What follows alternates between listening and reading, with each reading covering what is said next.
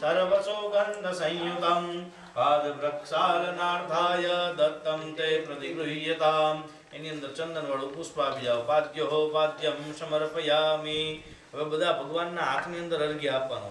આજે પૂજા છે, કાલે તો થોડીક ઉતાવળ એટલે બહુ સમજ્યા નહોતા, પણ આજે જે પૂજા કરીએ છીએ તો પહેલાં પગ ધોયા। કોઈ પણ તીર્થ સ્થાનની અંદર 4 ધામની યાત્રા કરીને આવે અથવા કોઈ વરાજા લગ્ન કરવા આવે, બ્રાહ્મણો આવે, સાધુ સંતો આવે, દેવી દેવતાઓ આવે, તેના પહેલાં પગ ધોવામાં આવે। એટલે તમે બધાના પહેલાં પગ ધોયા। હવે બધાના હાથની અંદર અર્ઘ્ય આપવાનું। વરાજા આવે, બ્રાહ્મણોની પૂજા થતી હોય તો એમને હાથની અંદર અર્ઘ્ય, શ્રીફળ ને એવું બધું આપે। કથા જ્યારે નક્કી થાય ત્યારે શ્રીફળને ફળો દેવા જતા હોય। એ રીતની વિવેકપૂર્વક એમની સ્વાગત વિધિ છે।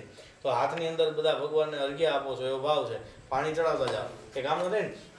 ઓમ તામ્રપાત્રે સ્થિતમ તોયમ સુગંધપુષ્પફલાન્વિતમ સહિરણ્યમ દદામ્યર્ઘ્યમ ગૃહાણ પરમૈશ્વર। એટલે બધું હલાવીને ચડાવી દેવાનું। એટલે અડધું જ આપજો, એટલે એમને શ્લોક પતે એટલે બધું અર્પણ થઈ જાય।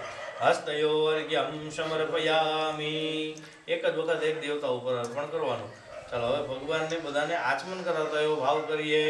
સર્વતીર્થ સમાયુક્તમ સુગંધિમ નિર્મલમ જલમ ચડાવો। આચમ્યતામ મયા દત્તમ ગૃહાણ પરમેશ્વર। ભૂર્ભુવસ્વ લક્ષ્મીનારાયણ સહિત વૈત દેવતાભ્યો નમઃ।